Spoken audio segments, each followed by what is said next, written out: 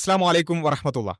മതവിരോധികളുടെ തെരഞ്ഞെടുത്ത നുണകൾ എന്ന സീരീസിലുള്ള അടുത്ത ഒരു നുണയിലേക്കാണ് നമ്മൾ പോകുന്നത്. ഈ ഒരു നുണ വളരെ വ്യാപകമായി പ്രചരിപ്പിക്കപ്പെടുകയും വലിയ രൂപത്തിൽ മുസ്ലിങ്ങൾക്കെതിരെ വെറുപ്പുണ്ടാക്കാൻ സംഘപരിവാറും അതുപോലെ തന്നെ നിരീശ്വരവാദികളുമെല്ലാം വളരെ വ്യാപകമായി പ്രചരിപ്പിച്ചുകൊണ്ടിരിക്കുന്ന ആ നുണകൾ സ്ഥാപിക്കാൻ വേണ്ടി, അത് നമ്മൾ തുറന്നു കാട്ടിയപ്പോൾ അത് സ്ഥാപിക്കാൻ വേണ്ടി അതിന്മേൽ നൂറുകൂട്ടം നുണകൾ കൂടുതൽ പറഞ്ഞിട്ടുള്ള ഒരു വിഷയമാണ് ഇന്ന് നമ്മൾ തെരഞ്ഞെടുത്തുള്ള നുണ എന്ന് പറയുന്നത്. അത് മറ്റൊന്നുമല്ല, വിശുദ്ധ ഖുർആനിൽ കാഫിറുകളെ അല്ലെങ്കിൽ സത്യനിഷേധികളായ ആളുകളെ, അതല്ലെങ്കിൽ മുസ്ലിങ്ങളല്ലാത്തവരെ കണ്ടാൽ കണ്ടേടത്ത് വെച്ച് കൊല്ലണം. അതാണ് ഖുർആൻ പറഞ്ഞിട്ടുള്ളത്. ആ മുസ്ലിങ്ങളായ ഒരാളെ കണ്ടാൽ അപ്പോൾ തന്നെ കണ്ടേടത്ത് വെച്ച് അവരെ കൊന്നുകളയുക. ഇതാണ് ഖുർആൻ പറഞ്ഞിട്ടുള്ളത് എന്നുള്ളതാണ് അവർ ആവർത്തിച്ചുകൊണ്ടിരിക്കുന്നതാണ്. വാട്സപ്പ് യൂണിവേഴ്സിറ്റികളിലും അതുപോലെ തന്നെ യൂട്യൂബ് വീഡിയോകളിലും സംസാരങ്ങളിലും പ്രസംഗങ്ങളിലും ചാനൽ ചർച്ചകളിലും എല്ലാം ആവർത്തിച്ചു പറയുന്ന ഒരു നുണയാണിത്. അതുകൊണ്ട് നമുക്ക് അവർ ഏത് രൂപത്തിലാണത് പ്രചരിപ്പിക്കുന്നത് എന്നുള്ളതും അതിൻ്റെ വസ്തുത എന്താണ് എന്നും അതിനെ ന്യായീകരിക്കാൻ വേണ്ടി അതിൻ്റെ മേൽ നൂറുകൂട്ടം നുണകൾ പറഞ്ഞ ആളുകളുടെ അവസ്ഥ എന്താണ് എന്നുമെല്ലാം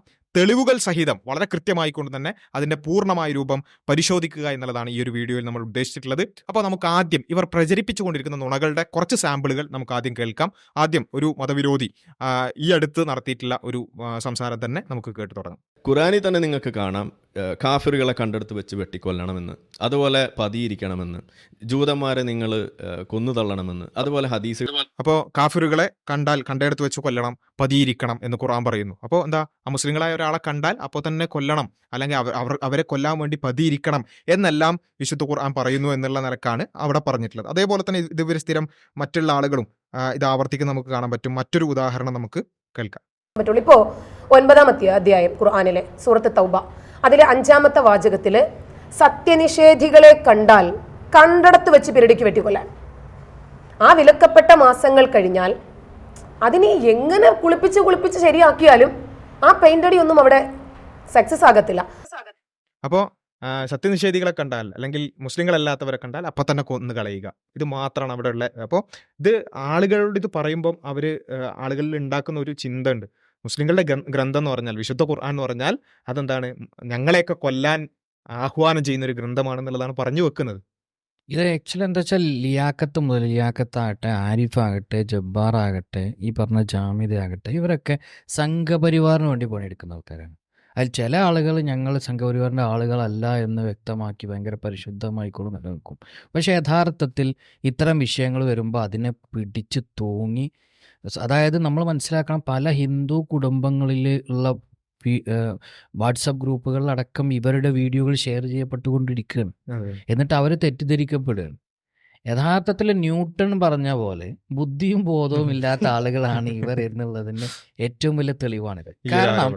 കാരണം നോക്കൂ, ഇവിടെ ഇത്തരത്തിൽ ഒരു അമുസ്ലിമിനെ കണ്ടെടുത്ത് വെച്ച് കൊല്ലണം എന്നാണ് പറയുന്നതെങ്കിൽ, അമുസ്ലിങ്ങൾ ഇസ്ലാമിക ഭരണകൂടത്തിൻ്റെ കീഴിൽ ജീവിക്കുമ്പോൾ ഏത് തരത്തിലാണ് ഇടപെടേണ്ടത്, അവരുമായി എങ്ങനെ ഇടപെടണം എന്നുള്ള ഹദീസുകൾ എങ്ങനെ വരും, ആയത്തുകൾ അടക്കമുണ്ട്. അതേപോലെ തന്നെ ഉമറുൽ ഫാറൂഖിന്റെ ചരിത്രത്തിൽ നമുക്ക് കാണാൻ കഴിയുന്നുണ്ട്, ഒരു ജൂതനായിട്ടുള്ള ഒരാൾ, ആ ജൂതനായിട്ടുള്ള ആളിൽ പ്രായമായപ്പോൾ അവരുമായി ബന്ധപ്പെട്ടുകൊണ്ടുള്ള ടാക്സ് കാര്യങ്ങളുമായി ബന്ധപ്പെട്ട ചർച്ചകൾ നടക്കുന്നുണ്ട്.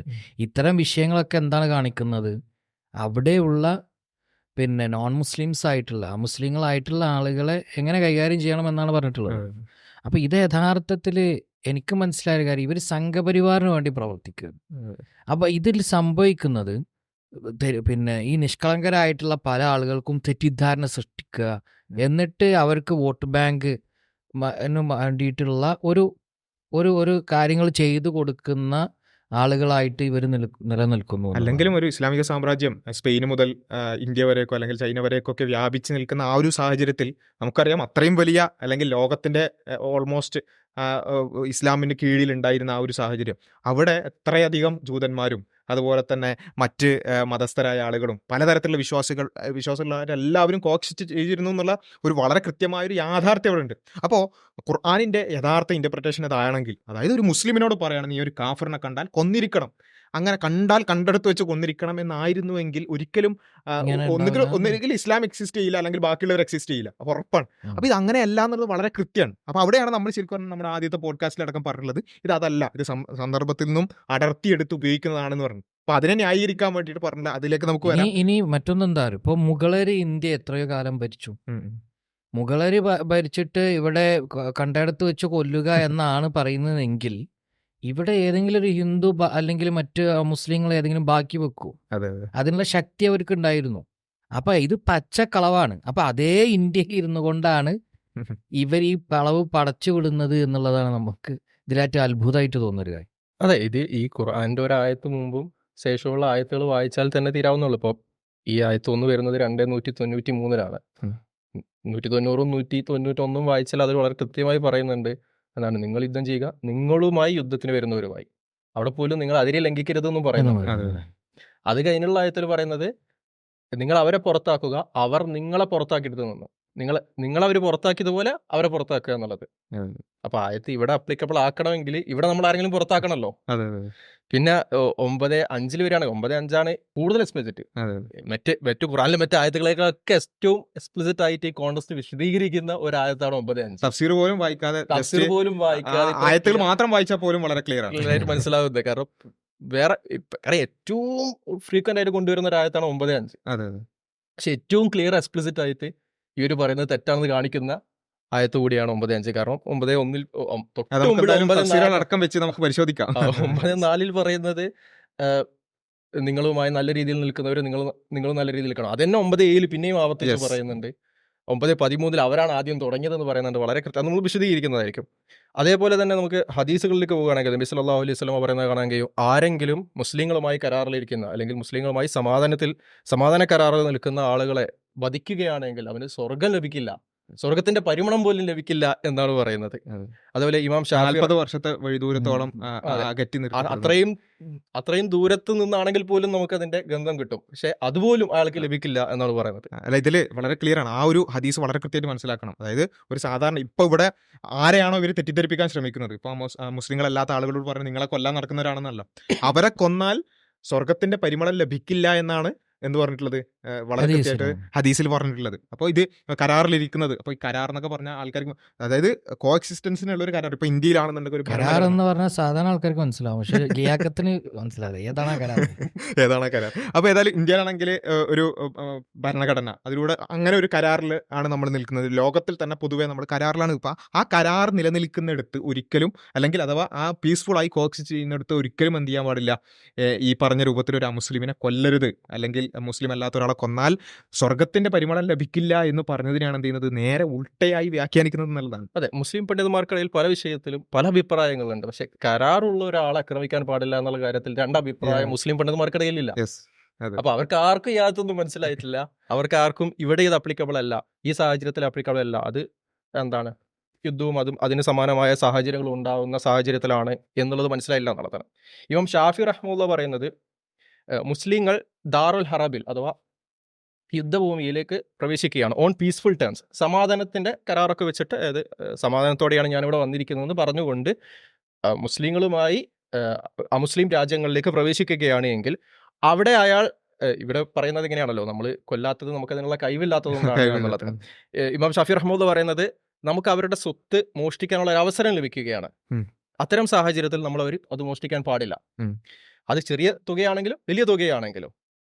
എന്നിട്ട് അദ്ദേഹം പറയുന്നത് അവരിൽ നിന്ന് നമ്മൾ സുരക്ഷിതരാണെങ്കിൽ നമ്മളിൽ നിന്ന് അവരും സുരക്ഷിതരായിരിക്കണം. എന്നുവെച്ചാൽ സമാധാനം നിലനിൽക്കുന്ന സാഹചര്യത്തിൽ, അല്ലെങ്കിൽ കരാർ നിലനിൽക്കുന്ന സാഹചര്യത്തിൽ ഒരിക്കലും ഒരു ഉപദ്രവം ഉണ്ടാക്കാൻ പാടില്ല, മോഷ്ടിക്കാൻ പാടില്ല, അതുപോലെ തന്നെ കൊല ചെയ്യാൻ പാടില്ല എന്ന് വളരെ ക്ലിയർ ആയിട്ട് പറയണം. ആ കൊല ചെയ്താൽ സ്വർഗത്തിന്റെ പരിമളം ലഭിക്കില്ല എന്ന് പറയുന്ന ആ ഒരു അധ്യാപനത്തെയാണ്. മാത്രമല്ല വിശുദ്ധ ഖുർആനിൽ നമുക്ക് കാണാൻ സാധിക്കും, ലാ യൻഹാകുമുല്ലാഹു അനില്ലദീന ലം യുഖാതിലുക്കും ഫിദ്ദീൻ വലം യുഖ്രിജുക്കും മിൻ ദിയാരിക്കും. അതായത് നിങ്ങളോട് യുദ്ധം ചെയ്യാൻ വരാത്ത, അല്ലെങ്കിൽ നിങ്ങളുടെ വീടുകളിൽ നിന്ന് നിങ്ങളെ പുറത്താക്കാത്ത ആളുകൾ, അവരോട് അൻ തബർറൂഹും, അവരോട് നന്മയിൽ വർത്തിക്കുക, തുക്കുസുത്തുയിലേയും, അവരോട് നീതിപൂർവ്വം വർത്തിക്കുക എന്നുള്ളതാണ് വിശുദ്ധ ഖുർആന്റെ കൽപ്പന. ഇതെല്ലാം ഉണ്ടായിരിക്കെ ഇവരെന്ത് ചെയ്യാണ്, ഈ രൂപത്തിൽ നുണകൾ പ്രചരിപ്പിക്കുകയാണെന്നുള്ളതാണ് വളരെ ക്ലിയർ ആയിട്ട് നമുക്ക് കാണാൻ പറ്റുന്നത്.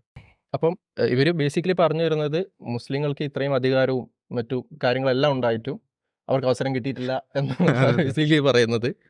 അതേപോലെ ഇസ്ലാമിക പണ്ഡിതന്മാരാരും ഈ ആയത്ത് കണ്ടിട്ടില്ല. ആക്ച്വലി അവര് മൊത്തത്തിൽ കണ്ടിട്ടുണ്ട്, ഇവർ ഈ ആയത്ത് മാത്രമേ കണ്ടിട്ടുള്ളൂ. പ്രശ്നം മാത്രമല്ല, ഇതിൽ നമ്മൾ ഈ പോഡ്കാസ്റ്റിൽ ഈ ഒരു നുണ കൃത്യമായിട്ട് തന്നെ വിശദീകരിക്കുകയും ഇതിന് കൃത്യമായ ഒരു സാഹചര്യമുണ്ട്, യുദ്ധ സാഹചര്യം എന്ന് പറഞ്ഞൊരു സംഭവമുണ്ട്, അത് പിന്നെ മറച്ചു വെച്ചുകൊണ്ടാണ് ഇവരെന്ത് ചെയ്യുന്നത്, തെറ്റിദ്ധരിപ്പിക്കുന്നത് നമ്മൾ പറഞ്ഞിരുന്നു. അപ്പോൾ അവിടെ ആ ഒരു സംസാരത്തിലുള്ള ഒരു വാക്ക് വെച്ചിട്ടും ഒക്കെയാണ് പിന്നെ എന്ത് ചെയ്യുന്നത്, ഇവരെന്തോ നുണ പറഞ്ഞു എന്ന രൂപത്തിലൊക്കെ പിന്നെ പ്രചരിപ്പിക്കാൻ ശ്രമിക്കുന്നത്. അപ്പോൾ ഇവിടെ ശരിക്കും നമ്മൾ അത് വിശദീകരിച്ചൊരു കാര്യമായിരുന്നു. അതായത് ഈ കണ്ടയിടത്ത് വെച്ച് കൊല്ലുക എന്നുള്ളത് വിശുദ്ധ ഖുർആനിൽ 2 സ്ഥലത്താണ്, സൂറത്തുൽ ബക്കറയിലും അതുപോലെ തന്നെ സൂറത്ത് തൗബയിലുമാണ് അത് പറഞ്ഞിട്ടുള്ളത്.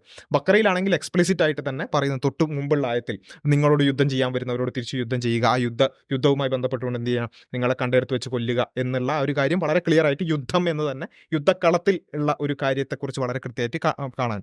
എന്നാൽ സൂറത്ത് തൗബയിലാണ് എന്ത് ചെയ്തിട്ടുള്ളത്, ഈ 4 മാസങ്ങൾ കഴിഞ്ഞിട്ടുള്ളത് എന്ന് പറഞ്ഞത്. അപ്പോൾ ഈ സൂറത്ത് ബക്കറ വിശദീകരിക്കുന്നിടത്ത് നമ്മൾ എന്ത് ചെയ്തു, നമ്മൾ പറയുന്നതിനിടയിൽ 4 മാസം കഴിഞ്ഞ് എന്നുള്ള ആ ഒരു വാചകം വന്നുപോയി. അപ്പോൾ നമ്മളത് പറഞ്ഞു, നമ്മൾ സത്യസന്ധമായി നമ്മൾ ബക്കറ വിശദീകരിക്കുമ്പം തൗബയിലുള്ള ആയത്ത് പറഞ്ഞു പോയി, അത് ഒരു അബദ്ധമാണെന്നുള്ള ആൾക്ക് പറഞ്ഞു. ഈ അബദ്ധമാണ് എന്ന ആ ഒരു വാചകം പിടിച്ചിട്ടാണ് എന്ന് പറയുന്നത്, കണ്ടോ ഇവർ ഇത്രയും കാലം പറഞ്ഞതെല്ലാം നുണയാണ്. എന്ന് മാത്രല്ല, അതില് ലിയാക്കത്ത് ചെയ്യുന്ന വലിയൊരു കള്ളത്തരം എന്താന്ന് വെച്ച് കഴിഞ്ഞാൽ, അബദ്ധം നമ്മൾ പറഞ്ഞ എന്താണോ അതല്ല മൂപ്പര് Yes. അദ്ദേഹം ഇവിടെ ചെയ്യുന്ന കാര്യം എന്താ വെച്ചാൽ, സൂറത്ത് തൗബയുമായി ബന്ധപ്പെട്ടുകൊണ്ട് പറഞ്ഞ ആ ഒരു സാഹചര്യം നമ്മൾ വിശദീകരിക്കുന്നുണ്ട്. ആ സാഹചര്യത്തിൽ നമ്മൾ പറയുന്നത് വെച്ചാൽ ഒരു കരാർ ലംഘനത്തെ തുടർന്നുള്ള ഒരു സാഹചര്യമാണ് സൂറത്ത് തൗബയിലുള്ളത്. മറ്റേത് നേരിട്ട് തന്നെ ഇങ്ങോട്ട് യുദ്ധം ചെയ്യാൻ വരുന്നൊരു സാഹചര്യം പറയുന്നു, മറ്റേത് കരാർ ലംഘനത്തെ തുടർന്നുള്ള ഒരു സാഹചര്യം പറയുന്നു. അപ്പോൾ ഈ കരാർ ലംഘനത്തെ തുടർന്നുള്ള സാഹചര്യമാണ് എന്നുള്ളത് കൊണ്ട് ഇത്രയും കാലം ഇവർ പറഞ്ഞത് മുഴുവൻ നുണയാണ് എന്ന രൂപത്തിൽ വ്യാഖ്യാനിച്ച്, പിന്നെ അത് ഇത്രയും കാലം ഇവർ നുണ പറഞ്ഞു, ഇവർ പിന്നെയും നുണ പറയുന്നു എന്ന രൂപത്തിൽ അത് ആ ഒരു ഒറ്റ വാചകം, അതായത് തൗബയിലുള്ള ഒരു ആയത്ത് ബക്കറയെ വിശദീകരിക്കുന്നിടത്ത് പറഞ്ഞു പോയി എന്ന ഒരൊറ്റ വാചകം പിടിച്ചിട്ട് എന്ത് ചെയ്യാണ്, ഇത്രയും കാലം ഇവർ നുണ പറയുകയാണ്, മറ്റേത് യുദ്ധസന്ദർഭം, ഇത് യുദ്ധസന്ദർഭം. അപ്പോൾ ആ രൂപത്തിൽ വ്യാഖ്യാനിക്കുകയാണ് അവർ ചെയ്യുന്നത്. നമ്മൾ ആക്ച്വലി പറഞ്ഞത് ഇത് യുദ്ധസന്ദർഭമല്ല, കരാറുകൾ ലംഘിക്കുന്നതെന്ന് പറയുമ്പോൾ അത് കൂടുതൽ പ്രശ്നമാണ് നമ്മൾ അതെ, അതെ. പറയുന്നത്. യുദ്ധത്തിൽ കൊല്ലുന്നതിനേക്കാളും അതെ. അല്ലെങ്കിൽ യുദ്ധത്തിനേക്കാളും പ്രശ്നമായിട്ടുള്ള വിഷയമാണ് കരാർ ലംഘിക്കുക എന്നുള്ളത്. അതുകൊണ്ടാണ് ബനു ഖുറൈളയൊക്കെ കൊല്ലുന്നത് കരാർ ലംഘിക്കുന്നതിന്റെ ബേസിലാണ്. അപ്പൊ അത്രയും സ്ട്രോങ് ആയിട്ടുള്ള റീസൺ ഇവിടെ ഉണ്ടെന്നാണ് നമ്മൾ പറഞ്ഞത്. അതെ. അതെ, വെറുതെ അതെ, ഇവിടെ യുദ്ധക്കളം എന്ന് പറയുമ്പോൾ അവിടെ വളരെ കൃത്യമായിട്ട് എന്തുകൊണ്ട് നമ്മൾ ആ രൂപത്തിൽ ഒരു എക്സ്പ്ലനേഷൻ കൊടുത്തു എന്നുള്ളത് വളരെ കൃത്യമായിട്ട് നമ്മൾ മനസ്സിലാക്കണം. അതായത് സൂറത്ത് ബക്കറയിലുള്ള കാര്യം നമ്മൾ നേരത്തെ പറഞ്ഞു, ഇങ്ങോട്ട് യുദ്ധം ചെയ്യാൻ വരുന്നു, ആ യുദ്ധം ആ കാര്യം. എന്നാൽ സൂറത്ത് തൗബയിലുള്ള കാര്യം എന്താ വെച്ചാൽ, ഒരു നേരിട്ടുള്ള ഒരു ബദർ പോലെ, ഉഹുദ് പോലെ, അല്ലെങ്കിൽ ആ രൂപത്തിലുള്ള ഒരു നേരിട്ടുള്ള യുദ്ധം എന്ന് നമ്മൾ മനസ്സിലാക്കുമ്പോൾ അത്തരത്തിലുള്ള ഒരു കാര്യമല്ല അവിടെ സംഭവിക്കുന്ന, ഒരു യുദ്ധക്കളമല്ല അവിടെ. അപ്പം ബദർ പോലെ ഉഹുദ് പോലെയുള്ളൊരു യുദ്ധമല്ല. എന്നാൽ അതേ സമയത്ത് സൂറത്ത് തൗബ വായിച്ചാൽ, നമുക്ക് തഫ്സീറുകളടക്കം വായിക്കാം, അപ്പോൾ ആ വായിക്കുന്നിടത്ത് നമുക്ക് കൃത്യമായിട്ട് മനസ്സിലാകും ഒരു കരാർ ലംഘനം അവിടെ നടക്കുന്നു, അതിനെ തുടർന്നുണ്ടാകുന്ന ഒരു യുദ്ധസമാനമായിട്ടുള്ള സാഹചര്യം. അതാണ് നമ്മൾ കൃത്യമായിട്ട് പറയുന്നത്. ഇപ്പോൾ ഏതുപോലെ ഇത് വളരെ സിമ്പിളായിട്ട് മനസ്സിലാക്കാവുന്നതേ ഉള്ളൂ, എന്നാലും ക്ലിയർ ആയിട്ട് ഒരു ഉദാഹരണം പറഞ്ഞ് മനസ്സിലാവുന്നുണ്ടെങ്കിൽ, പിന്നെ ഇന്ത്യയും പാകിസ്ഥാനും തമ്മിൽ ഒരു യുദ്ധം നടക്കുന്നു എന്ന് വിചാരിക്കാം. നമ്മളൊരു യുദ്ധം എന്ന് പറഞ്ഞത് നേരിട്ട് ഇപ്പോൾ ഒരു കാർഗിൽ യുദ്ധം എന്ന് പറഞ്ഞാൽ ഒരു പ്രഖ്യാപിക്കപ്പെട്ട ഒരു യുദ്ധക്കളത്തിൽ നടക്കുന്ന ഒരു യുദ്ധമാണ്. അപ്പോൾ ആ കാർഗിൽ യുദ്ധത്തിൽ നമ്മൾ എന്ത് ചെയ്യണം, ഒരു പാകിസ്ഥാൻ പട്ടാളക്കാരനെ കണ്ടാൽ കണ്ടെടുത്ത് വെച്ച് കൊല്ലുക. അതാണ് സൂറത്ത് ബക്കറയിൽ പറഞ്ഞ് ഇങ്ങോട്ട് യുദ്ധം ചെയ്യാൻ വന്നാൽ അങ്ങോട്ട് യുദ്ധം ചെയ്യുക പോലെയുള്ള കാര്യങ്ങൾ. അത് ആ ഒരു യുദ്ധക്കളം ആയിട്ട് വരാം. എന്നാൽ മറ്റൊരു സാഹചര്യം നമ്മൾ എടുത്തു നോക്കുക. ഇപ്പോൾ ഉദാഹരണത്തിന് മുംബൈ ഭീകരാക്രമണത്തിൽ ശരിക്കും പറഞ്ഞാൽ അതൊരു യുദ്ധമാണോ ചോദിച്ചാൽ നമുക്ക് വേണമെങ്കിൽ ഒരു യുദ്ധസമാന സാഹചര്യം എന്ന് വേണമെങ്കിൽ പറയാം. എന്നാൽ ഒരു കാർഗിൽ പോലെ അല്ലെങ്കിൽ അത്തരത്തിലുള്ള ഒരു യുദ്ധക്കളമല്ല അവിടെ ശരിക്കും സംഭവിച്ചതെന്ന് വെച്ചാൽ, ഈ പാകിസ്ഥാൻ്റെ കുറച്ച് ആളുകൾ, ഒരു ഭീകരരായ ആളുകൾ കരാർ ലംഘനം നടത്തുകയാണ് അവിടെ. കാരണം ഇന്ത്യയിൽ ഒരു കോഎക്സിസ്റ്റൻസിൻ്റെ ഒരു കരാറുണ്ട്, ആ കരാർ ലംഘനം നടത്തിക്കൊണ്ട് അവർ ഇവിടേക്ക് നുഴഞ്ഞു കയറി വന്നുകൊണ്ട് ഇവിടെ പ്രശ്നം ഉണ്ടാക്കുകയാണ്. അവിടെ ശരിക്കും പറഞ്ഞാൽ ഒരു കരാർ ലംഘനം നടക്കുകയാണ്. ആ കരാർ ലംഘനം നടക്കുന്ന ആളുകളെ നമ്മൾ തീരുമാനിക്കുകയാണെന്ത്, അവരെ ഷൂട്ട് അറ്റ് സൈറ്റ്, അവരെ കണ്ടെടുത്ത് വെച്ച് വെടിവെച്ച് കൊല്ലണം. ഇപ്പോഴത്തെ ടെർമിനോളജി ആണെന്നുണ്ടെങ്കിൽ, അപ്പോഴത്തെ ടെർമിനോളജി ആണെങ്കിൽ കണ്ടെടുത്ത് വെച്ച് കൊല്ലുക എന്ന ഒരു കാര്യം പറയുമ്പോൾ അവിടെ യഥാർത്ഥത്തിൽ അവിടെ ഒരു കരാർ ലംഘനത്തെ തുടർന്നുണ്ടാകുന്ന ഒരു സാഹചര്യമാണ്. അപ്പോൾ അതാണ് നമ്മൾ ഡിസ്റ്റിങ്ഷൻ അവിടെയാണ് കൊണ്ടുവരുന്നത്. ഒരു നേരിട്ടുള്ള ഒരു ട്രഡീഷണൽ ബാറ്റിൽ ഫീൽഡ് കറന്റ്ലി നമ്മൾ അറ്റാക്ക് ചെയ്തുകൊണ്ടിരിക്കുകയാണ് കാർഗിൽ യുദ്ധത്തിലേക്ക് വരുമ്പോൾ. അതെ. മറ്റേത് അങ്ങനെയല്ല. ഇപ്പൊ അവര് ഭീകരാക്രമണം നടത്തി പിന്നെ അവർ റെസ്റ്റ് എടുക്കുകയാണ്, പിന്നെ അവർ നമ്മളൊന്നും ചെയ്യുന്നില്ല. അതെ. ഇവരുടെ വാദം അതാണ്. ഇതൊക്കെ ചെയ്തെങ്കിൽ, ആക്രമിച്ചു, നിങ്ങൾ പീഡിപ്പിച്ചു, 13 വർഷം നിങ്ങളെ പീഡിപ്പിച്ചു, അതൊക്കെ ചെയ്തെങ്കിലും പിന്നെ അവരൊന്നും ചെയ്തില്ലല്ലോ, എല്ലാം കഴിഞ്ഞിട്ട് പിന്നെ ഒന്നും ചെയ്തിട്ടില്ലല്ലോ. ഇതേ വിഷയം തന്നെയാണ് ഇവിടെയും സംഭവിക്കുന്നത്. അതായത് കരാറൊക്കെ ലംഘിച്ച് അവർ അക്രമങ്ങളൊക്കെ നടത്തി പിന്നെ ഒന്നും ചെയ്തിട്ടില്ലല്ലോ എന്നാണ്. അപ്പോൾ ഈ ഒരു ഡിസ്റ്റിങ്ഷൻ നമ്മൾ അത് പറഞ്ഞതിനെയാണ് എന്ത് ചെയ്യുന്നത്, വ്യാഖ്യാനിച്ചു. അപ്പോൾ യുദ്ധസമാന സാഹചര്യം, യുദ്ധസന്ദർഭം എന്നൊക്കെ പറഞ്ഞ ആളുകൾ പറഞ്ഞത് കളവല്ലേ എന്നൊക്കെ രൂപത്തിൽ എന്ത് ചെയ്യാണ്, ആ രൂപത്തിലേക്ക് വരുത്തി തീർക്കാനാണ് ശ്രമിക്കുന്നത്. അപ്പോൾ അതിനുവേണ്ടി അദ്ദേഹം ചെയ്യുന്നതെന്ന് വെച്ചാൽ, അദ്ദേഹത്തിൻ്റെതായ രൂപത്തിൽ കുറേ വിശദീകരണങ്ങൾ കൊടുക്കുക.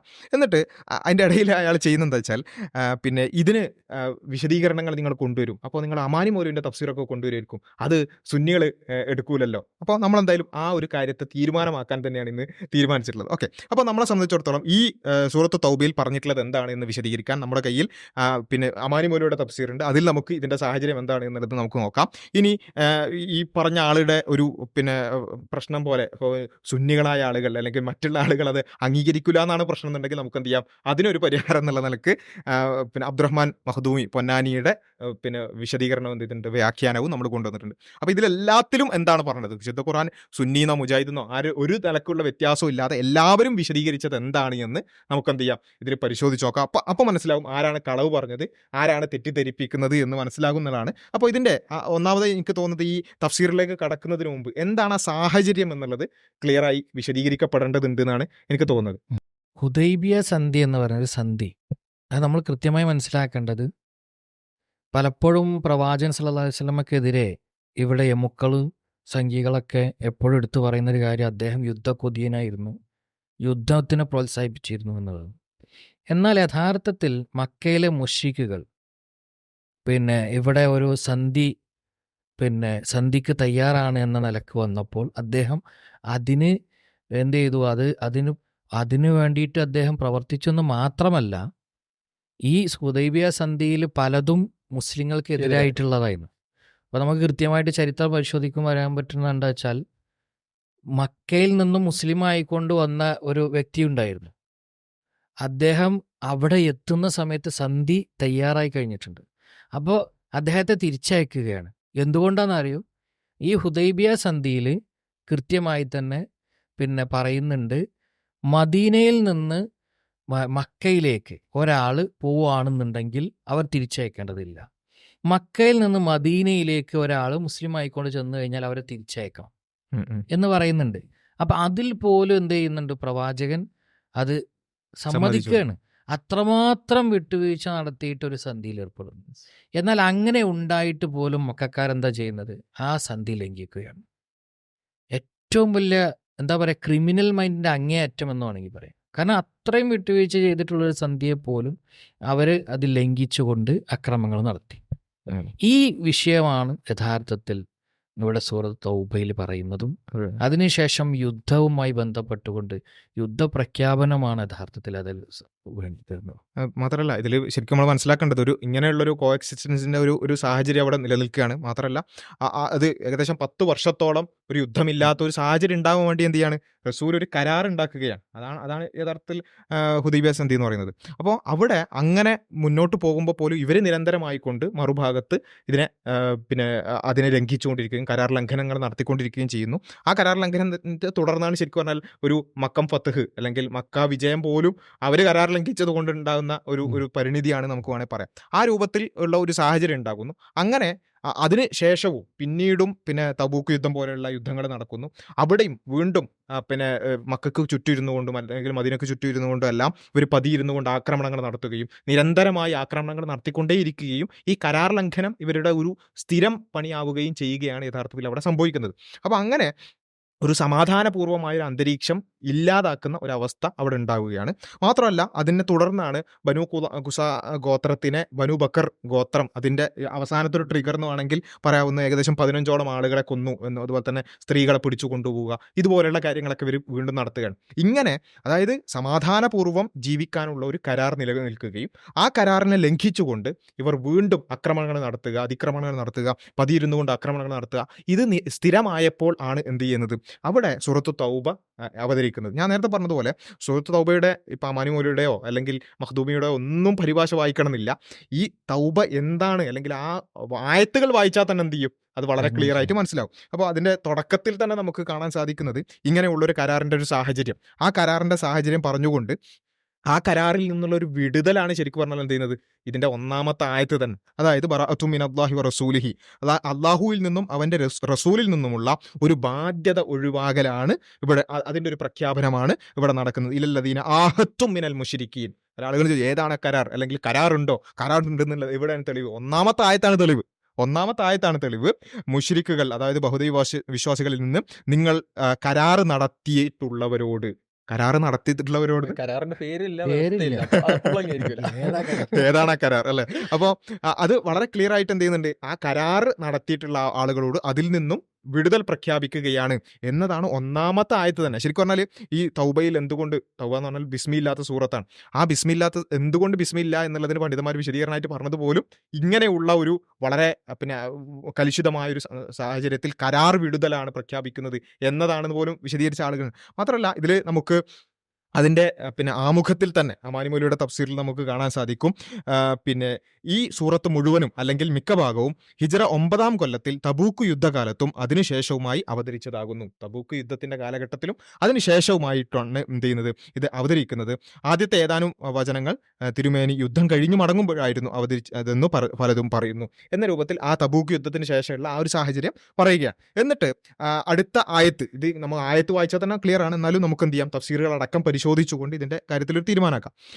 ഫസീഹു ഫിൽ അർള് എന്ന 2-ാമത്തെ ആയത്ത്, അതായത് ആകയാൽ ഹേ മുശ്രിക്കുകളെ നിങ്ങൾ 4 മാസം ഭൂമിയിൽ എന്ത് ചെയ്യുക, നിങ്ങൾ യഥേഷ്ടം സഞ്ചരിച്ചു കൊള്ളുവിൻ, നിങ്ങൾ അറിയുകയും ചെയ്യുവിൻ, നിങ്ങൾ അള്ളാഹുവിനെ അശക്തരാക്കുന്നതിൽ അള്ളാഹു അവിശ്വാസികളെ അപമാനപ്പെടുത്തുന്നവരാകുന്നു. അതായത് 4 മാസത്തെ ഒരു സാവധാനം അവർക്ക് കൊടുക്കുകയാണ്. ഈ പറഞ്ഞ കരാർ ലംഘനം നടത്തിക്കൊണ്ട് ആളുകളെ കൊല്ലുകയും സ്ത്രീകളെ തട്ടിക്കൊണ്ടുപോവുകയും ചെയ്യുന്ന ആളുകൾക്ക് എന്ത് ചെയ്യാണ്, 4 മാസത്തെ സാവധാനം കൊടുക്കുകയാണ് യഥാർത്ഥത്തിൽ എന്ത് ചെയ്യുന്നത്, ഇവിടെ ചെയ്യുന്നത്. അപ്പോൾ അതിൻ്റെ വിശദീകരണങ്ങളിലും നമുക്ക് എന്ത് ചെയ്യാൻ പറ്റും, അമാനികളുടെ തഫ്സീറിൽ തന്നെ കാണാൻ സാധിക്കും. ഹിജ്റ 6-ാം കൊല്ലത്തിൽ മുശ്രിക്കുകളുമായി പ്രസിദ്ധമായ ഹുദൈബിയ സന്ധി നടന്നു. അപ്പോൾ ഏതാണ് ആ സന്ധി, ഏതാണ് ആ കരാർ എന്നുള്ളതിന് ഉത്തരമാണ് ഹുദൈബിയ സന്ധിയെക്കുറിച്ചാണ് ഇവിടെ പറയുന്നത്. ചരിത്രത്തിൽ തുല്യതയില്ലാത്ത വിധം മുസ്ലിങ്ങളുടെ ഭാഗത്ത് നിന്ന് വിട്ടുവീഴ്ചകൾ അടങ്ങിയതായിരുന്നു 10 കൊല്ലക്കാലം അവധി വെച്ചുകൊണ്ടുള്ള ആ സന്ധി. അവധിക്ക് മുമ്പേ തന്നെ മുശ്രിക്കുകളിൽ നിന്ന് സന്ധി ലംഘനമുണ്ടായി. അവരെന്ത് ചെയ്തു, കരാർ ലംഘിച്ചു. അതിനെ തുടർന്ന് ഹിജ്റ 8-ാം കൊല്ലത്തിൽ മക്ക വിജയത്തിനു ആ സന്ധി വഴിതെളിച്ചു. അതോടുകൂടി മുശ്രിക്കുകളുടെ കേന്ദ്രസ്ഥാനം അഥവാ മക്ക ഇസ്ലാമിന്റെ അധീനതയിൽ വരികയാണ്. ഇതാണ് ആ ഒരു സാഹചര്യം, ഇതാണ് ആ സന്ധി എന്നുള്ളത് അമാനി മൗലവി തഫ്സീറിൽ വളരെ കൃത്യമായിട്ട് എന്ത് ചെയ്യാൻ പറ്റും, നമുക്ക് കാണാൻ സാധിക്കും. അപ്പോൾ പിന്നെ എന്ത് ചെയ്യാണ്, ഈ കരാർ ലംഘനം അവർ നടത്തിയത് കൊണ്ട് അവരോടുള്ള ഒരു വിളംബരമായി കൊണ്ടാണ് എന്ത് ചെയ്യുന്നത്, ഈ ആദ്യത്തെ ആയത്തുകൾ നമുക്ക് കാണാൻ സാധിക്കുന്നത്. ഇത് ഇവിടെ ശ്രദ്ധിക്കേണ്ട ഒരു കാര്യം വെച്ചാൽ 8-ാം അധ്യായം 58-ാമത്തെ വചനത്തിൽ പറയുന്നുണ്ട്, ഒരാൾ കരാർ ലംഘനം നടത്തുകയാണെങ്കിൽ, ട്രച്ചറി നടത്തുകയാണെങ്കിൽ, യുദ്ധത്തിൽ റീസൺ ചെയ്യുകയാണെങ്കിൽ നമ്മൾ തിരിച്ച് ട്രച്ചറി നടത്താൻ പാടില്ല. തിരിച്ച് അവരെന്ത് ചെയ്യാൻ പാടില്ല, പ്രഖ്യാപിക്കാതെ, നമ്മൾ ഈ കരാറിൽ നിന്ന് വിട്ടു നിൽക്കുകയാണെന്ന് പ്രഖ്യാപിക്കാതെ അറ്റാക്ക് ചെയ്യാൻ പാടില്ല. അത് ഇങ്ങോട്ട് ചതിച്ചാൽ പോലും അങ്ങോട്ട് തിരിച്ച് ചതിക്കാൻ പാടില്ല എന്നുള്ള 8-ാം അധ്യായം 58-ാം വചനത്തിന്റെ ഒരു അപ്ലിക്കേഷൻ കൂടിയാണ്. മാത്രമല്ല എന്നിട്ട് പിന്നെ അടുത്ത ഒരു ആയത്തിൽ നമുക്ക് പോകുകയാണെന്നുണ്ടെങ്കിൽ 3-ാമത്തെ ആയത്തിൽ നമുക്ക് കാണാൻ സാധിക്കും, അദാനും മിനല്ലാഹി വ റസൂലിഹി, അതായത് അള്ളാഹുവിൽ നിന്നും അതുപോലെ തന്നെ അവന്റെ റസൂലിൽ നിന്നുമുള്ള ഒരു അറിയിപ്പുമാകുന്നു ഇത്. നേരത്തെ പറഞ്ഞ ഒരു അറിയിപ്പ് ആയിട്ട് ഒരു പ്രഖ്യാപനമായിട്ട് നടത്തുകയാണ്. ഈ മഹത്തായ ഹജ്ജിന്റെ ദിവസത്തിൽ മനുഷ്യരോട് അത് തന്നെ വിശദീകരിച്ച് നമുക്ക് പറയുന്നത്, ഹജ്ജിന്റെ സാഹചര്യത്തിൽ എന്തുകൊണ്ട് ഈ അറിയിപ്പ് ഉണ്ടാക്കി, അതായത് അറേബ്യൻ പെനിൻസുലയിലുള്ള എല്ലാവരിലേക്കും ഈ ഒരു പ്രഖ്യാപനം എത്തുവാൻ വേണ്ടിയാണ് എന്ത് ചെയ്യുന്നത്, ഇങ്ങനെ ഹജ്ജിന്റെ സമയത്ത് തന്നെ ഈ ഒരു പ്രഖ്യാപനം ഉണ്ടാകുന്നത് എന്ന് നമുക്ക് കാണാൻ സാധിക്കും. അപ്പോൾ എന്നിട്ട് അതിനുശേഷമാണ് 4-ാമത്തെ ആയത്ത്, ഇവർ ഈ പറയുന്ന 5-ാമത്തെ ആയത്തിന് തൊട്ടു മുമ്പുള്ള ആയത്ത് നമുക്ക് കാണാൻ സാധിക്കും. ഇല്ലല്ലദീന ആഹത്തും മിനൽ മുശ്രിക്കീൻ, അതായത് ആരൊഴിവാണ്, ഇല്ലല്ലദീന ആഹത്തും മിനൽ മുശ്രിക്കീൻ, പക്ഷേ മുശ്രിക്കുകളിൽ നിന്ന് നിങ്ങൾ കരാറ് നടത്തിയിട്ടുള്ളവരൊഴികെ. അപ്പോൾ കരാർ ലംഘനം നടത്താത്ത ആളുകൾ അവരെ ഒഴിവാക്കുകയാണ് എന്ന് തൊട്ടു മുമ്പുള്ള ആയത്തിൽ പറയുന്നത്. എന്നിട്ടാണ് ഏതാണ് ആ കരാർ, എവിടെ കരാർ എന്ന് ചോദിക്കുന്നത്. ഏതാണ് കരാർ എന്ന് മാത്രമല്ല, മുഷിക്കളെ മുഴുവൻ കണ്ടെടുത്ത് വെച്ച് കൊല്ലുക എന്ന് പറയുന്നത് ഈ സൂറത്ത് വെച്ചിട്ട് എങ്ങനെ പറയാൻ കഴിയും? ഇത് ജസ്റ്റ് ഈ ആയത്ത് വായിച്ചാൽ തന്നെ ബാക്കി വായിക്കാതെ തന്നെ ക്ലിയർ ആണെന്നുള്ളതാണ്. എന്നിട്ട് പിന്നെ അടുത്ത വാചകം നമുക്ക് കാണാം, പിന്നീട് അതിൽ നിങ്ങളോട് യാതൊന്നും അവർ പോരായ്മ വരുത്തിയിട്ടുമില്ല. ഈ ലംഘിക്കാത്ത ആളുകൾ എന്ത് ചെയ്യുന്നില്ല, പോരായ്മ വരുത്തിയിട്ടില്ല.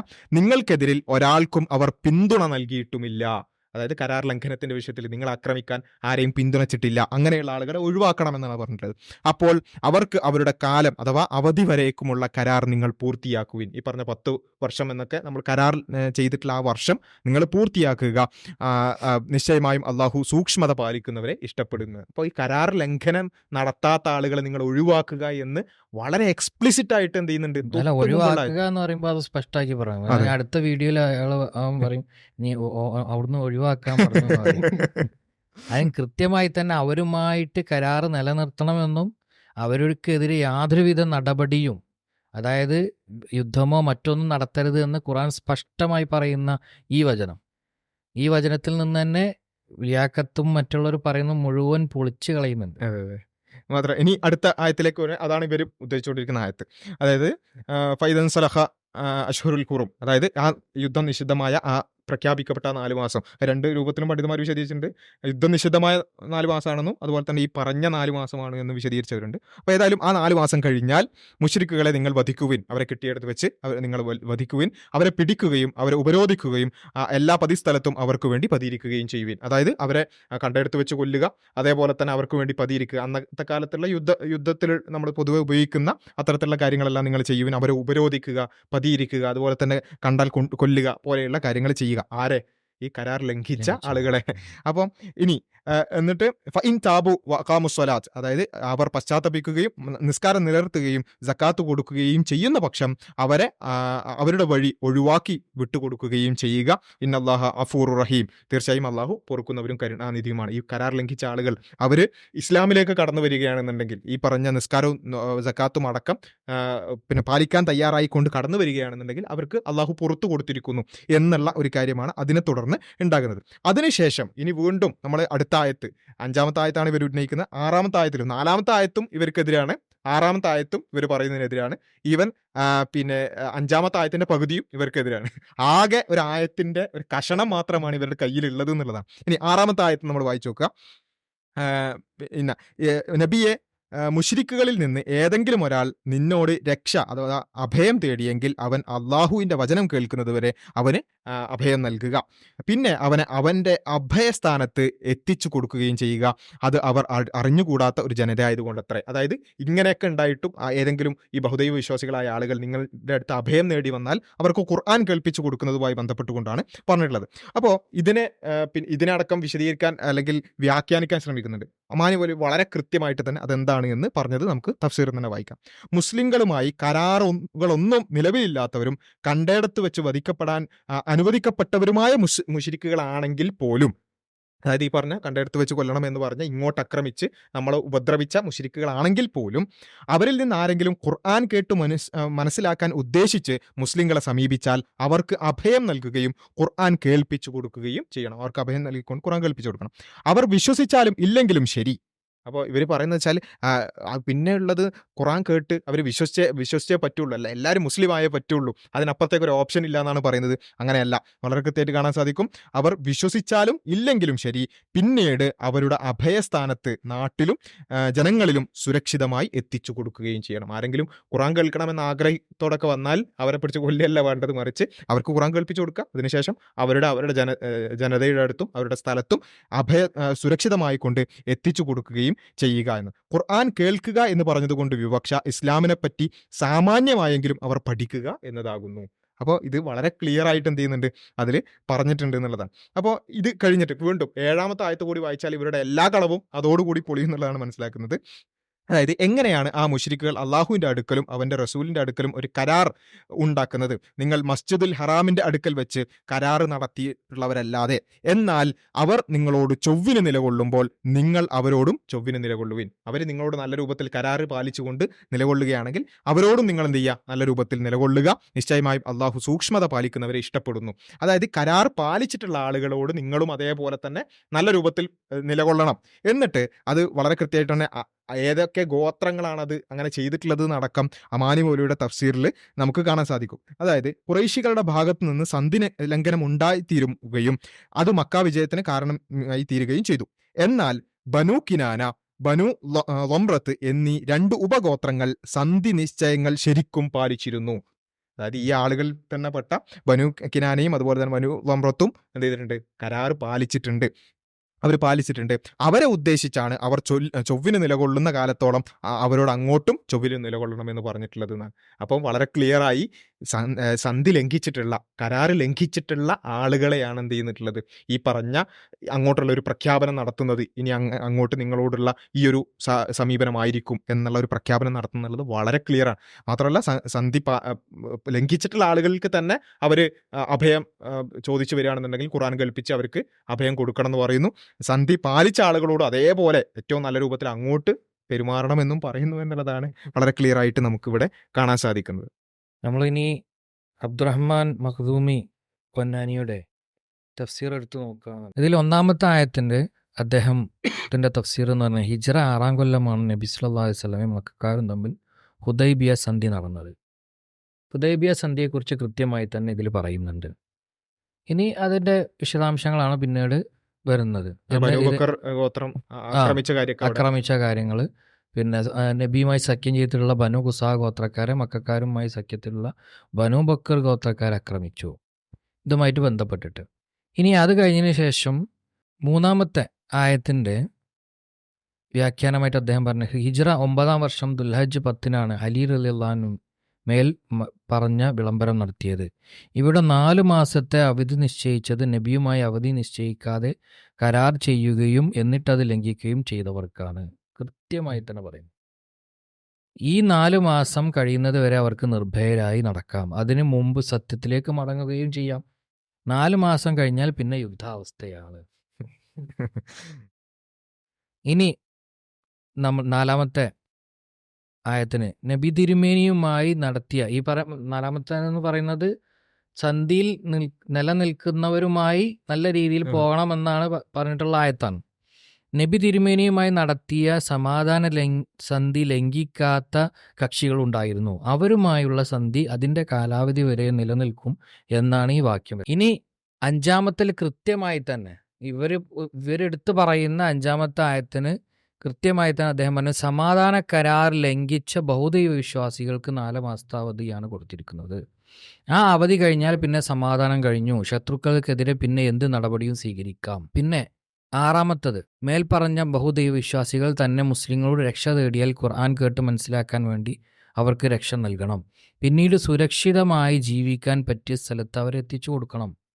അവർ വിവരമില്ലാത്ത ജനതയാണ്, അതുകൊണ്ടാണ് ഈ ആനുകൂല്യം ചെയ്തു കൊടുക്കുന്നത് എന്നാണ് പറയുന്നത്. ഇനി 7-ാമത്തെ ആയത്തിന് ഇവിടെ അമാൻ മൗലവി പറഞ്ഞ പോലെ തന്നെ കൃത്യമായി കൊണ്ട് പറയുന്നുണ്ട്.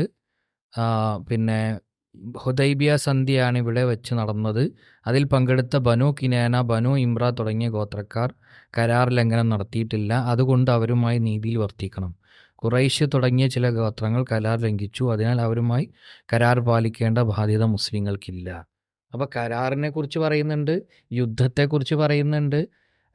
ഏത് ബഹുദൈവ വിശ്വാസികളെ കുറിച്ചാണ് ഈ 5-ാമത്തെ സൂറത്തിൽ പറയുന്നത് എല്ലാം വ്യക്തമായിട്ട് ഇതുണ്ട്, കൃത്യമായി ഈ തഫ്സീറിലും പറയുന്നുണ്ട്. ഇനി നമ്മൾ എന്ത് ചെയ്യണ്ട, ഇയാൾക്ക് സുന്നികൾക്ക് ഉള്ള തഫ്സീർ വേണം സുന്നികളെടുത്ത് വല്ലാതെ പ്രയാസപ്പെടേണ്ടതില്ല എന്നാണ് പറയുന്നത്. മാത്രമല്ല ഇതിൽ ബാക്കി ആയത്തുകൾ തന്നെ വായിച്ചാൽ നേരത്തെ പറഞ്ഞതുപോലെ ഇവര് പിന്നെ സത്യനിഷേധികൾ കരാർ ലംഘിക്കുന്നതിനെ കുറിച്ചും അവരിങ്ങോട്ടാണ് ലംഘിച്ചിട്ടുള്ളത് എന്നുള്ളതൊക്കെ പറയുന്നുണ്ട്. പിന്നെ 13-ാമത്തെ ആയത്തിൽ സത്യവിശ്വാസികളെ തങ്ങളുടെ ശപഥങ്ങളെ ലംഘിക്കുകയും റസൂലിനെ നാട്ടിൽ നിന്ന് പുറത്താക്കാൻ ശ്രമിക്കുകയും ചെയ്ത ജനതയോട് നിങ്ങൾക്ക് യുദ്ധം ചെയ്തുകൂടെ. അതാണ് അവിടുത്തെ, അത് 13-ാമത്തെ ആയത്തിൽ വളരെ കൃത്യമായിട്ട് ഇങ്ങോട്ട് കരാർ ലംഘിക്കുന്ന ആളുകളോട് നിങ്ങൾക്ക് യുദ്ധം ചെയ്തുകൂടെ എന്ന് വളരെ കൃത്യമായിട്ട് ചോദിക്കുന്നു. അവരാണ് നിങ്ങളോട് ആദ്യ പ്രാവശ്യം തന്നെ തുടങ്ങിയിട്ടുള്ളതും. അവരാണ് ഇങ്ങോട്ട് ലംഘിച്ച് തുടങ്ങിയിട്ടുള്ളത്, അല്ലാതെ നമ്മളോട് അങ്ങോട്ട് പോയിട്ട് കൊല്ലുക എന്നുള്ളതല്ല, അങ്ങോട്ട് പോയിട്ട് ലംഘിക്കുക എന്നുള്ളതല്ല. അവരിങ്ങോട്ട് ലംഘിക്കുകയാണ് എന്ന് വളരെ ക്ലിയർ ആയിട്ട് പറയാം. എന്നിട്ട് തുടങ്ങിയിട്ടുള്ളതും അവരെ നിങ്ങൾ ഭയപ്പെടുകയോ, നിങ്ങൾ അവരെ ഭയപ്പെടേണ്ട കാര്യമില്ല, എന്നാൽ അള്ളാഹു അത്രേ നിങ്ങൾ ഭയപ്പെടുവാൻ ഏറ്റവും അർഹനായിട്ടുള്ളവൻ നിങ്ങൾ സത്യവിശ്വാസികളാണെങ്കിൽ. അതായത് വളരെ ക്ലിയറായി കരാർ ലംഘനമാണ് അവിടെ നടന്നിട്ടുള്ളത്. കരാർ ലംഘനം അവരാണ് ആദ്യം ചെയ്തിട്ടുള്ളത്. ആ കരാർ ലംഘനത്തിന്റെ ചെയ്തതിന്റെ തുടർച്ചയായിക്കൊണ്ട് അതിനുള്ള നടപടിയായിക്കൊണ്ട് അതിനുള്ളൊരു ശിക്ഷ എന്ന രൂപത്തിൽ, കാരണം അവിടെ ഭരണാധികാരത്തിലുള്ളത് മുസ്ലിങ്ങളാണ്, അവർ ആ ഒരു അധികാരം ഉപയോഗപ്പെടുത്തിക്കൊണ്ട് തന്നെ എന്ത് ചെയ്യാണ്, അതിനുള്ളൊരു നടപടിയായിക്കൊണ്ട് അവരോട് കണ്ടെടുത്ത് വെച്ച് കൊല്ലുക, അല്ലെങ്കിൽ ഈ പറഞ്ഞ കരാർ ലംഘനം നടത്തിയ ആളുകളെ ഉപരോധിക്കുക, പതിയിരിക്കുക പോലെയുള്ള, എന്ന് വെച്ചാൽ യുദ്ധം തുടങ്ങിക്കൂടെ എന്ന ഒരു പ്രഖ്യാപനം തന്നെ നമുക്ക് എന്ത് ചെയ്യാൻ പറ്റും, 13-ാമത്തെ ആയത്തിലും കാണാൻ പറ്റും. അപ്പോൾ കരാർ ലംഘനമാണ് എന്നുള്ളത് വളരെ ക്ലിയർ ആണ്. ആ കരാർ ലംഘനത്തിനെ തുടർന്നുള്ള ഒരു യുദ്ധസമാനമായ സാഹചര്യമാണ് എന്നുള്ളതും തഫ്സീറില്ലാതെ ആയത്തുകൾ മാത്രം വായിച്ചാലും ക്ലിയർ ആണ്. തഫ്സീറുകളിൽ അതിനേക്കാൾ ക്ലിയർ ആയിക്കൊണ്ട് ഏതൊക്കെ ഗോത്രങ്ങളാണ് കരാർ ലംഘിച്ചത്, ആരൊക്കെയാണ് കരാർ പാലിച്ചത്, പാലിച്ചവരോട് എന്ത് ചെയ്യണം, പാലിക്കാത്തവരോട് എന്ത് ചെയ്യണം, അതേപോലെ തന്നെ കരാർ ലംഘിച്ചവർ തന്നെ അവർ നിങ്ങളോട് അഭയം തേടി വന്നാൽ എന്ത് ചെയ്യണം എന്നതടക്കം പറഞ്ഞ ഈ ആയത്തുകൾ വെച്ചിട്ട് എങ്ങനെയാണ് ഇവർക്ക് ഇതിനെ ദുർവ്യാഖ്യാനിക്കാൻ സാധിക്കുന്നതെന്നാണ് എനിക്ക് തീരെയും മനസ്സിലാക്കാൻ പറ്റാത്തത്. അതിൽ തന്നെ അമാനി മൗലവി വിശദീകരിക്കുന്നുണ്ട് എങ്ങനെയാണ് അവർ കരാർ ലംഘിച്ചത് എന്നുള്ളത്. ആദ്യത്തെ അക്രമം എങ്ങനെയാണ് ഉണ്ടായത് എന്നുള്ളത്. ബനൂ ബക്കർ ഗോത്രം അഥവാ ഖുറൈശികളുടെ ആലീസ് ആയിട്ടുള്ള ബനൂ ബക്കർ ഗോത്രം ബനു ഹുസ്സ ഗോത്രത്തെ നബി സല്ലല്ലാഹു അലൈഹി വസല്ലമയുടെ ആലീസിനെ അറ്റാക്ക് ചെയ്തുകൊണ്ടാണ് ഈ യുദ്ധലംഘനം തുടങ്ങുന്നത് തന്നെ. ഇതില് കരാർ ലംഘനം ആ ഒരു പദത്തിന്റെ പേരിൽ ഇനി 3 മണിക്കൂർ ലൈവ് സഹിക്കാൻ പറ്റാത്തതാണ് പറയുന്നത്. ഇത് നാക്കബദ്ധാണ്. ഇതാണ് നാക്കബദ്ധം. അപ്പോൾ കരാർ ലംഘനം സംഭവിക്കുന്നത് അങ്ങനെയാണ്. ഇതിലെ രസം എന്താന്ന് വെച്ചാൽ ബനുബക്കർ ഗോത്രത്തെ ഖുറൈശി ഗോത്രം ആയുധങ്ങളും മറ്റു കാര്യങ്ങളൊക്കെ കൊടുത്ത് സഹായിച്ചു എന്ന് മാത്രമല്ല, നബി സല്ലല്ലാഹു അലൈഹി വസല്ലം പിന്നീട് പറയുന്നുണ്ട് ബനുബക്കർ ഗോത്രവുമായി, സീരിയൽ നമുക്ക് കാണാൻ കഴിയും, ബനുബക്കർ ഗോത്രവുമായിട്ടുള്ള നിങ്ങളുടെ എല്ലാ ബന്ധങ്ങളും നിങ്ങൾ അവസാനിപ്പിക്കണം. കാരണം അവർ കരാർ ലംഘിച്ചു. അപ്പോൾ നിങ്ങൾക്ക് 2 ഓപ്ഷനാണുള്ളത്. ഒന്നെങ്കിൽ അവരുമായിട്ട് നിങ്ങൾ ഡിസോസിയേറ്റ് ചെയ്യുക, അതിനാണെങ്കിൽ നിങ്ങൾ വരുന്ന കരാർ നിൽക്കും. അതല്ല, നിങ്ങൾ അവരെ കണ്ടിന്യൂ ആയിട്ട് സപ്പോർട്ട് ചെയ്തുകൊണ്ടിരിക്കുകയാണെങ്കിൽ, അവരിൽ നിന്ന് നിങ്ങൾ ഡിസോസിയേറ്റ് ചെയ്യുന്നില്ലെങ്കിൽ അവരുടെ ക്രൈമിന് നിങ്ങളും ബാധ്യസ്ഥരാണ്. അപ്പം ഇങ്ങനെയൊക്കെ പറഞ്ഞിട്ടും അവരെന്താണ് ബനു ബക്കറിനെ സപ്പോർട്ട് ചെയ്തത് കൊണ്ടാണ് പിന്നീട് യുദ്ധം ഉണ്ടാകുന്നത്. സീറ വായിച്ച് നമുക്ക് മനസ്സിലാവും. ഇതിൽ വേറൊരു കാര്യം എന്താണെന്ന് വെച്ചാൽ, ബനു ബക്കർ ഗോത്രം ആക്രമിക്കുന്ന ബനു ഉസ്സ ഗോത്രം ഒരു എക്സ്ക്ലൂസീവ് മുസ്ലിം ഗോത്രമല്ല. അതിൽ അമുസ്ലിങ്ങളും ഉണ്ട്. ഇവരെ കണ്ടെടുത്ത് വെച്ച് കൊല്ലാൻ പറയുന്ന അമുസ്ലിങ്ങൾ അവിടെയുണ്ട്. അവർ കൊല്ലപ്പെട്ടതിന്റെ പേരിലാണ് തിരിച്ച് ഇവരെ നബി സല്ലല്ലാഹു അലൈഹി വസല്ലം ആക്രമിക്കുന്നത്. അത് തന്റെ ആലീസ് ആക്രമിക്കപ്പെട്ടതിന്റെ പേരിൽ, മുസ്ലിങ്ങളായിട്ടുള്ള തന്റെ ആലീസ് ആക്രമിക്കപ്പെട്ടത്, മുസ്ലിങ്ങളും ഒക്കെ ബനു ഉസ്സ ഗോത്രത്തിലുണ്ട്. ആ ആലീസ് ആക്രമിക്കപ്പെട്ടതിന്റെ പേരിലാണ് ബനു ബക്കർ ഗോത്രത്തെ, അല്ലെങ്കിൽ ബനു ബക്കർ ഗോത്രത്തെയും ഖുറൈശി ഗോത്രത്തെയൊക്കെ നബി സല്ലല്ലാഹു അലൈഹി വസല്ലമ ആക്രമിക്കാനുള്ള പ്രഖ്യാപനങ്ങൾ, അല്ലെങ്കിൽ 4 മാസം അവർ എന്നിട്ടും 4 മാസം അവർക്ക് ഗ്യാപ്പ് കൊടുക്കുന്നു എന്നുള്ളതാണ്. അതെ പറയുന്നത്. ഇത് കേട്ട് അല്ലെങ്കിൽ സംശയിക്കുന്ന ആളുകൾ, അല്ലെങ്കിൽ ഇവരുടെ എന്തോ നുണ പറഞ്ഞു, അല്ലെങ്കിൽ മുസ്ലിങ്ങൾ ഇത്രയും കാലം നുണ പറഞ്ഞു എന്നൊക്കെ ഞാൻ പറയുന്നത് ഒന്നുമില്ല. നിങ്ങൾ തഫ്സീറുകൾ പോലും വേണ്ട, നിങ്ങൾ ജസ്റ്റ് ഇത്രയൊക്കെ കേട്ട്, അല്ലെങ്കിൽ 2-3 മണിക്കൂർ ലൈവ് കേൾക്കുന്ന സമയം വേണ്ടല്ലോ, സൂറത്ത് തൗബയുടെ 13 ആയത്ത് വരെ ഒന്ന് വായിച്ചു നോക്കാൻ. അപ്പം ആ ഒരു പണി പോലും ചെയ്യാതെ എന്തോ ഒരു ഇതിൽ നിൽക്കുന്ന ഇതിനെക്കുറിച്ചാണ് നമുക്ക് കൂടുതൽ പറയാനുള്ളത്. അപ്പോൾ കൃത്യമായിട്ടൊന്ന് പഠിക്കാൻ ശ്രമിക്കുക. അതേപോലെ തന്നെ നമുക്കിപ്പം ഓൺലൈൻ ആയിക്കൊണ്ട് തന്നെ പാമാനിമോലിയുടെ തഫ്സീർ ഓൺലൈനായിട്ട് തന്നെ നമുക്ക് അവൈലബിൾ ആണ്. അതേപോലെ തന്നെ ഒരുപാട് തഫ്സീറുകൾ ഇംഗ്ലീഷിലും മലയാളത്തിലും എല്ലാം അവൈലബിൾ ആണ്. ഇതെല്ലാം അവൈലബിൾ ആയിരിക്കുക. അതിലെല്ലാം വളരെ ക്ലിയറായി, ക്രിസ്റ്റൽ ക്ലിയറായി ഇതെല്ലാം പറഞ്ഞിരിക്കുകയാണ് എന്ത് ചെയ്യുന്നത്, ഇവർ ഇത്രയും വലിയ നുണകൾ ആവർത്തിച്ചു കൊണ്ടിരിക്കുന്നത്. അപ്പോൾ ഏതായാലും നമ്മൾ ഈ ഒരു നുണ കണ്ടെടുത്ത് വെച്ച് മുസ്ലിങ്ങളെ അല്ലെങ്കിൽ വിശ്വാസികളല്ലാത്തവരെ കണ്ടെടുത്ത് വെച്ച് കൊല്ലണം എന്ന് പറയുന്നത് ഒരു വലിയ നുണയാണ്. അത് ഒരിക്കലും സ്ഥാപിക്കാൻ സാധ്യമല്ല. രണ്ടാമത്തെ ഒരു കാര്യം, ഇത് കരാർ ലംഘനവുമായി ബന്ധപ്പെട്ടുകൊണ്ട് അതിനെ തുടർന്നുണ്ടാകുന്ന യുദ്ധസമാനമായ സാഹചര്യമാണ് എന്നുള്ളതും, നിങ്ങൾ അവരോട് യുദ്ധം ചെയ്തുകൂടെ എന്നതടക്കമുള്ള ആ വചനങ്ങളടക്കം നമ്മൾ എന്ത് ചെയ്തിട്ടുണ്ട്, തഫ്സീറുകളടക്കം 2 തഫ്സീറുകൾ, അമാനുവലിയുടെ തഫ്സീർ നമ്മൾ ഉദ്ധരിച്ചു, അതുപോലെ തന്നെ മഖ്ദൂമിയുടെ തഫ്സീർ നമ്മൾ ഉദ്ധരിച്ചു. ഏത് തഫ്സീർ ഉദ്ധരിച്ചാലും ഈ കാര്യം, ഈ സന്ദർഭം, ഈ കരാർ ലംഘിച്ചത്, കരാർ ലംഘനത്തെ തുടർന്നുണ്ടായിട്ടുള്ള മറ്റ് പ്രഖ്യാപനങ്ങൾ, അതിനെ തുടർന്ന് ഉണ്ടായിട്ടുള്ള യുദ്ധസമാനമായ സാഹചര്യം, ഇതെല്ലാം വളരെ കൃത്യമാണ്. ഇതൊക്കെ നിലനിൽക്കുമ്പോൾ വീണ്ടും ഏതെങ്കിലും ഒരു വാചകമോ അല്ലെങ്കിൽ പറഞ്ഞത് മാറിപ്പോയതൊക്കെ വെച്ചിട്ട് വീണ്ടും ആളുകളെ തെറ്റിദ്ധരിപ്പിക്കാൻ ശ്രമിക്കുന്നുണ്ടെന്നുണ്ടെങ്കിൽ ആളുകൾ നിങ്ങളെ വിലയിരുത്തും എന്ന് മാത്രമാണ് പറയാനുള്ളത്. ഏതായാലും കണ്ടെടുത്ത് വെച്ച് കൊല്ലുക, അവിശ്വാസികളെ കണ്ടെടുത്ത് വെച്ച് കൊല്ലുക എന്ന് പറയുന്നത് വലിയൊരു നുണയാണ് എന്നുള്ളത് ഒന്നാമത്തെ ഒരു കാര്യം ഇവിടെ സ്ഥാപിക്കപ്പെട്ടിരിക്കുന്നു. അതിനെ തുടർന്ന് അതിനെ ന്യായീകരിക്കാൻ വേണ്ടി പറഞ്ഞ മറ്റു നുണകളും അത് അതിനേക്കാൾ വലിയ നുണകളാണ് എന്ന് ഇവിടെ സ്ഥാപിക്കപ്പെട്ടിരിക്കുന്നു. അതിനെ കൃത്യമായി കൊണ്ട് അഡ്രസ്സ് ചെയ്യാൻ നിങ്ങൾക്ക് സാധിക്കണം. അല്ലെങ്കിൽ ഈ വെറുപ്പുൽപാദനം നിർത്തിക്കൊണ്ട് ആളുകൾക്കിടയിൽ മുസ്ലിങ്ങളെ കുറിച്ച് സംശയം ഉണ്ടാക്കുന്ന തരത്തിൽ, അല്ലെങ്കിൽ ഇസ്ലാമിനെ കുറിച്ച് സംശയം ഉണ്ടാക്കുന്ന രൂപത്തിലുള്ള ഇത്തരം പ്രവണതകൾ, ഇത്തരം പ്രവർത്തനങ്ങളിൽ നിന്ന് നിങ്ങൾ വിട്ടുനിൽക്കാൻ തയ്യാറാവണം. ഇനി ഈ പറഞ്ഞ ആളുകളൊക്കെ, ചില ആളുകൾ പറഞ്ഞ് ഞങ്ങൾ പിന്നെ എല്ലാവരും കൊല്ലണമെന്നൊന്നും പറഞ്ഞിട്ടില്ല എന്ന് പറയുന്ന ആളുകളുണ്ട്. അവരോട് ഞങ്ങൾക്ക് പറയാനുള്ളത്, ഈ അവിശ്വാസികളായ ആളുകളെ മൊത്തം കൊല്ലണം എന്ന് ഖുർആൻ പറയുന്നു എന്ന് പറഞ്ഞുകൊണ്ടാണ് നേരത്തെ കാണിച്ചിട്ടുള്ള ആളുകളെല്ലാം ഈ പ്രചാരണം നടത്തുന്നത്. എങ്കിൽ നിങ്ങൾ സത്യസന്ധത ഉണ്ടെങ്കിൽ ചെയ്യണം, നിങ്ങൾ അവരെ എതിർക്കൂ.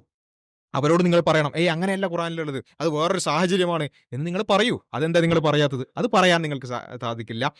എങ്ങനെയെങ്കിലും മുസ്ലിങ്ങൾക്കെതിരെ ഏതെങ്കിലും രൂപത്തിൽ നുണപ്രചാരണങ്ങൾ നടത്തുക, അവരെക്കുറിച്ച് സംശയമുണ്ടാക്കുന്ന രൂപത്തിൽ, സമൂഹത്തിൽ ഇസ്ലാമോഫോബിയ ഉണ്ടാക്കുന്ന രൂപത്തിലുള്ള പ്രചാരണങ്ങൾ നടത്തുക എന്നത് മാത്രമാണ് അജണ്ട എങ്കിൽ കൂടുതൽ സംസാരിച്ചിട്ട് കാര്യമില്ല എന്നാണ് തോന്നുന്നത്. അപ്പോൾ ഏതായാലും തെളിവുകൾ സഹിതം ഇവിടെ കാര്യങ്ങൾ വ്യക്തമാക്കിയിട്ടുണ്ട്. നിങ്ങൾക്ക് സ്വീകരിക്കാം, അതുപോലെ തന്നെ അതിനോട് വിയോജിക്കാം. ഏതായാലും ഈ ഒരു തെളിവുകൾ നിങ്ങളുടെ മുമ്പിൽ സമർപ്പിക്കുകയാണ്.